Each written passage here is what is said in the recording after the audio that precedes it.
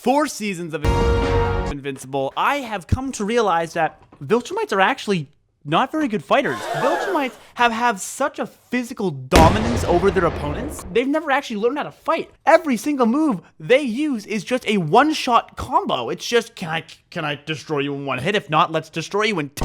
But Viltrumites, and I get it, there's such a physical power level. They have over 99.9999999% of the verse that they actually don't need to know how to fight. None of them actually know how to fight, and I'll break down each one for you. To be clear, I know how to fight. I got some karate, some Thai, some kickboxing in there, so I know what I'm talking about to a degree.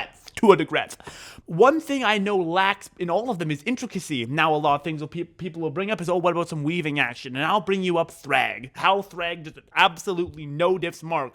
Weave, backhand. And you might say, Tyler, that was a very intricate, skillful weave, but you have to think, was he weaving like this? Or that was bad because I'm in a very unstable chair.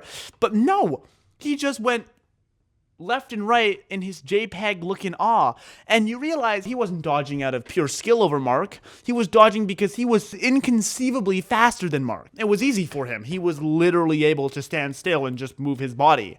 That's how much faster he was than Mark. And then even when he strikes Mark down in revenge, it's a backhand. Now, don't get me wrong, I love the disrespect. I actually love the scene, and I'm not like hating on the writing of the show or anything like that. I'm just calling it as what I see it to be. I just see a lot of people glazing like, oh my gosh, these Viltrumites, they can fight well. But these Viltrumites seem to just be bullies, physical bullies. And yes, that's not saying much, but even as a fighter, like I'm saying here, take any Viltrumite I've seen on screen and put him in a real-life situation, give them an equal physical to an experienced human combatant, they're losing that. In fact, they're getting their pants pulled down and slapped back and forth. And let's look at Anissa, another one people will throw out there, because Anissa's fast, she's quick, she seems intricate, she's definitely more intelligent than a lot of the Viltrumites out there, but look how she fights as well.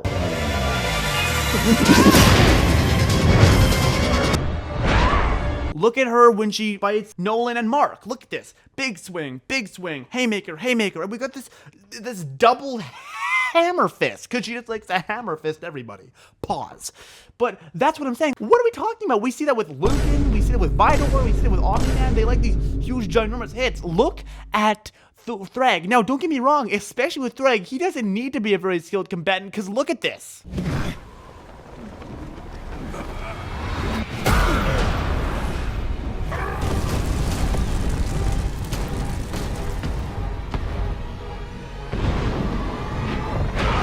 He just punched Omni-Man out of orbit so hard that Omni-Man couldn't even catch his bearing. Now, another one people will bring up is Krieg.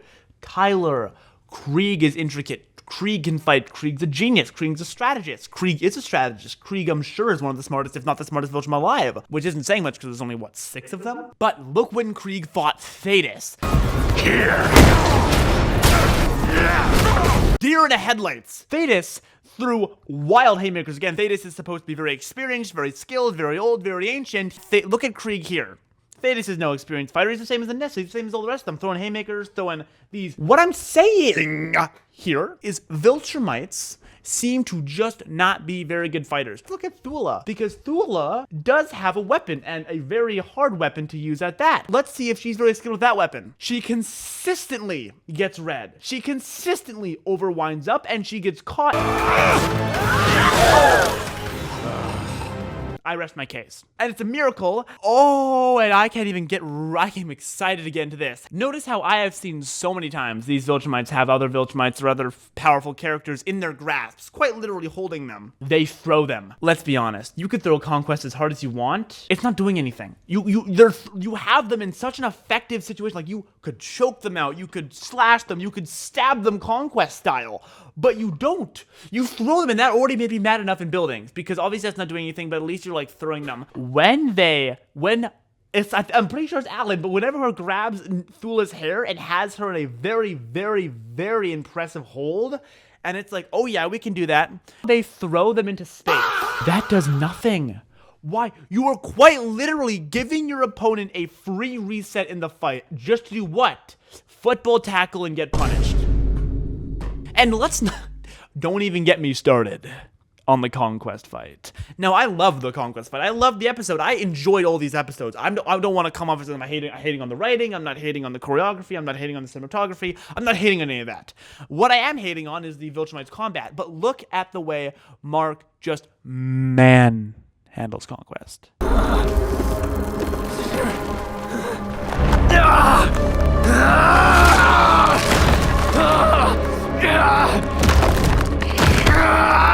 He just starts the fight off, holds his neck, and that's all we saw from Mark. And now, yes, Mark is not an experienced fighter. Mark is not a 1,000-year-old Viltrumite, so we can write him off here. Nor is he a pure-blooded Viltrumite, but Conquest is. And he's estimated from 4 to 10,000 years old. So let's conservatively give him only 4,000 years of experience. Mark, who is quite literally half his size, if not 1/3 of his size, has him in a chokehold. And all Conquest does is this.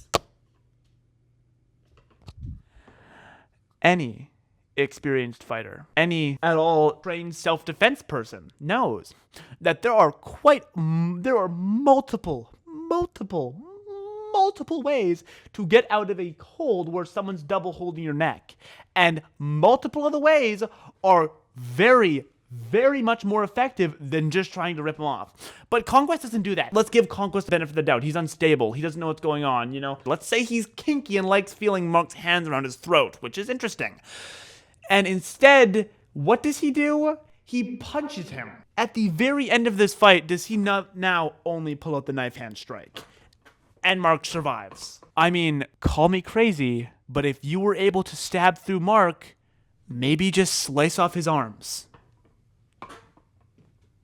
I know, crazy thought, right? We've already seen that for some reason, these guys fight, they throw each other around, they elbow, if they just do this, that's an insta-win. For some reason, that's it. I don't even know how that's an insta-win, because Mark seems to be durable enough to take all of Conquest's shots, but when he literally stabs him through, when he fingers him, when he stabs through him, the Viltrumite's fingers, they never bend, they never break. Somehow their fingers are just exponentially more durable than the rest of their build. But let's give them the benefit of the doubt and say that for whatever reason, like, the second they do this, their hand increases in durability by 20,000%. Maybe this is just me, but yes, it is very intimidating, and it's very cool to see an opponent that's so much more physically dominant than you. If you want to give an opponent aura, an opponent, like, you want this big bad to be so intimidating. To me, it just works so much better when this opponent is extremely skilled. Not only are they physically outclassing you in every way, even if it was equal, they still are so much more experienced and skilled than you in combat that they could run circles around you in an equal physical.